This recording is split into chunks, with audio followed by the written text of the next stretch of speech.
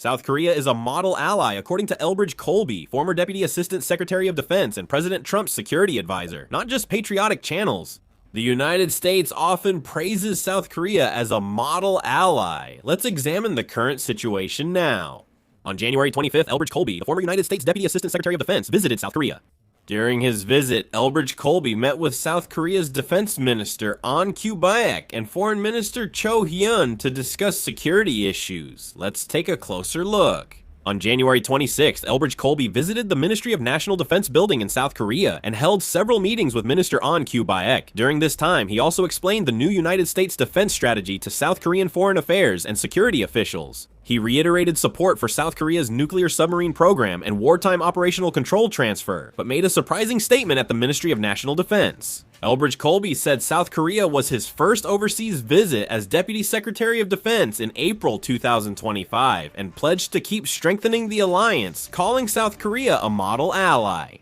Some may see this as just lip service. Elbridge Colby, the Deputy Secretary of Defense, called South Korea a model ally in December, showing he has a favorable view of the country. The reason Elbridge Colby, the Deputy Secretary of Defense, refers to South Korea as a model ally seems to be because South Korea decided to increase its defense budget to 3.5% of its gross domestic product. In his speech at the Sejong Institute, he praised South Korea's decision to raise its defense budget to 3.5% of gross domestic product and expand its conventional defense role as wise and realistic, saying it would strengthen the Republic of Korea-United States alliance long term. Should we look at this together with the defense strategy published by the United States Department of Defense? The new defense strategy says if the United States reduces its defense commitment to South Korea must lead deterrence against North Korea. It also notes South Korea already has the capability for this. It also gave South Korea a positive assessment, highlighting its strong military, high defense spending, solid defense industry, and conscription system. The United States Department of Defense said it will urge allies in Europe, the Middle East, and the Korean Peninsula to lead their own defense, while offering only essential limited support. The United States is urging South Korea and other allies worldwide to take on larger roles. A clear strategic motive drives the United States defense strategy and Elbridge Colby's repeated labeling of South Korea as a model ally. This expression is less about diplomatic rhetoric and more of a signal showing how the United States intends to reorganize its alliances in the future. The core of this can be summarized in two main points. One issue is South Korea's level of involvement in efforts to contain China. Another is that this may signal plans to change the role and operations of United States forces in Korea. In particular, these two issues are not separate matters, but are interconnected within a larger strategy. First, let's take a look at the issue of United States forces in Korea. The United States has emphasized that the focus is on the capabilities, not the number of United States forces in Korea. Top United States defense officials, including Commander Jae-baeo Byurion-sun of United States Forces Korea, said the key issue isn't troop numbers, but mission capability. This suggests United States military operations in Korea are already shifting. As South Korea's ability to deter and respond to North Korea's nuclear and missile threats grows, the United States gains more options. From the United States perspective, this creates room to shift and deploy forces, strategies, and assets that were tied up on the Korean Peninsula to other regions. In particular, the areas the United States is most concerned about are clear: the Indo-Pacific and China. If South Korea assumes more responsibility on the Korean Peninsula, the United States can focus its limited military support on containing China. This highlights the evolving role of United States Forces Korea. Previously, United States Forces Korea focused on defending against North Korea's conventional threat, but this will change in the future. The United States military aims to reorganize into a more mobile, faster force capable of expanding operations beyond the Korean Peninsula to nearby regions. So, United States Forces Korea is shifting from just defending the Korean Peninsula to being part of the broader Indo-Pacific strategy? South Korea strengthening its defense is an opportunity, not a burden, for the United States.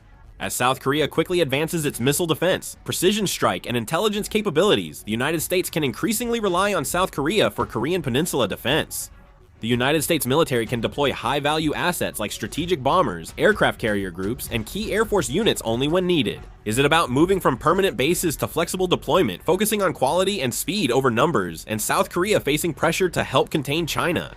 The United States is already sending clear signals through various channels for South Korea to more explicitly join its strategy to contain China. By continuously supporting South Korea and applying pressure from multiple directions, it keeps signaling for South Korea to participate in containing China. In fact, for the United States to block China's expansion into the Pacific, it does need South Korea's help. Of course, it's not just South Korea that's needed. Would it be easier for the United States to contain China if South Korea actively assists and takes a leading role? As I said before, it would be ideal if United States forces in Korea were more flexible. The United States also greatly values South Korea's geopolitical position. The Korean Peninsula sits between China's east coast, Japan, and Taiwan. South Korea's decisions here could either simplify or complicate the United States' Indo-Pacific strategy. The United States is monitoring South Korea's stance while expressing friendliness, but South Korea's position is more complex. The South Korean government is drawing a clear line when it comes to expanding the role of United States forces Korea in containing China. The South Korean government says United States forces Korea are only for defending the Korean Peninsula and deterring North Korea, and it opposes using United States FK for military actions against China. This can be seen as a choice that takes into account relations with China, the geopolitical uniqueness of the Korean Peninsula, and even domestic political burdens. However, the United States sees things differently. The United States is increasingly defining the concept of an ally in a broader sense. Beyond defense support in the Security Treaty, alliances are now measured by how well they act together against the United States' top strategic competitor. It makes sense that the United States wants to reorganize United States Forces Korea for use across the Indo-Pacific, aiming to deploy forces previously limited to the Korean Peninsula more broadly. Differences in perception between South Korea and the United States are becoming clear.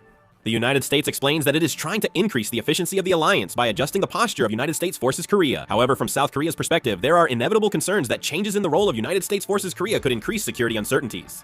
In particular, if United States Forces Korea are perceived as a force to contain China, it is hard to rule out the possibility that South Korea could be exposed to unwanted strategic pressure. So, if the adjustment of United States Forces Korea's posture is seriously discussed in the future, there is a real possibility of conflict between South Korea and the United States.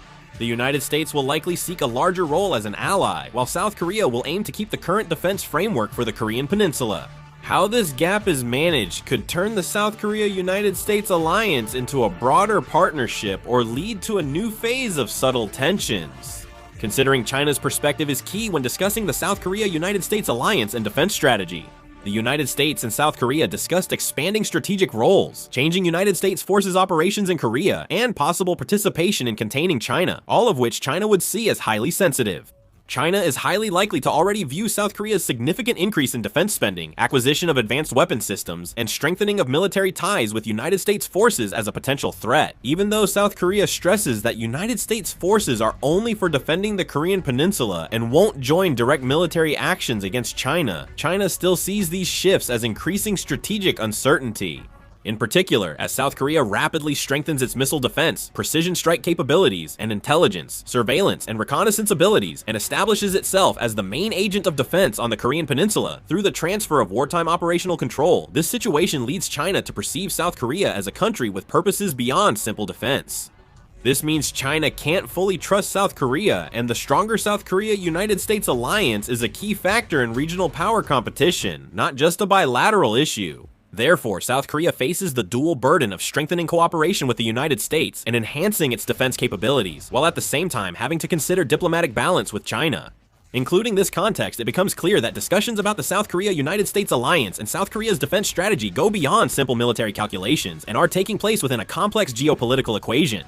Currently, the United States continues to praise South Korea on the surface, but behind the scenes, it is demanding that South Korea take on a greater role as an ally. What choice should South Korea make now?